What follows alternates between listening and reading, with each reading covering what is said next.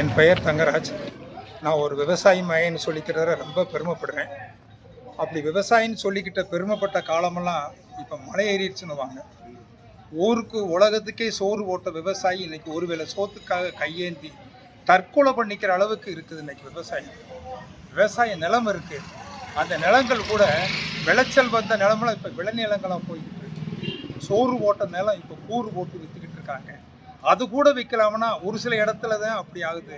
நாங்களாம் கிராமப்புறத்தில் இருக்கிறவங்க, எங்களை சீண்டுவார் யாருமே இல்லை. அரசும் கண்டுக்கிறதில்ல, யாருமே கண்டுக்கிறதில்ல. அப்படிப்பட்டவங்க நாங்கள் எங்கே போகிறது? இன்னைக்கு ஊர் உலகத்துக்கு சோறு போட்டவன் ஒருவேளை சோத்துக்கு கையேந்தி விட்டுரு காரணம் வானமும் போச்சு போச்சு. நான் கிட்டத்தட்ட 40 வருஷம் ஆசிரியராக இருந்திருக்கேன். இந்த ஊரில் 40 வருஷம் ஆச்சு. கண்மாயெல்லாம் பெருகி முந்தையெல்லாம் கம்மா பெருகி அந்த மீன் பிடிக்கிறதுக்கு ஏழை விடுவாங்க குத்து.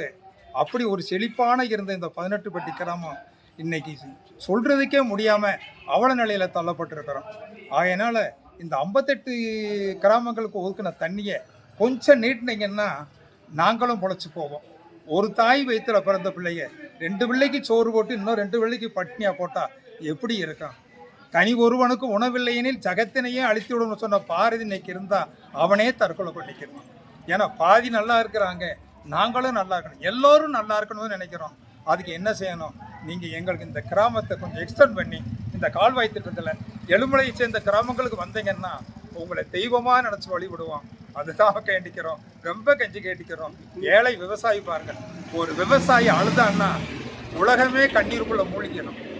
அப்படிப்பட்ட விவசாயம் செழிக்கணும்னா இந்த கால்வாய் திட்டத்தை கொஞ்சம் நீட்டிச்சு எங்கள் பகுதிக்கு வரணும்னு தாழ்மையாக கேட்டுக்கிறோம். நீங்கள் விவசாயியை காப்பாற்றலை, இந்த உலகத்தை காப்பாற்றுறீங்க. நன்றி, வணக்கம்.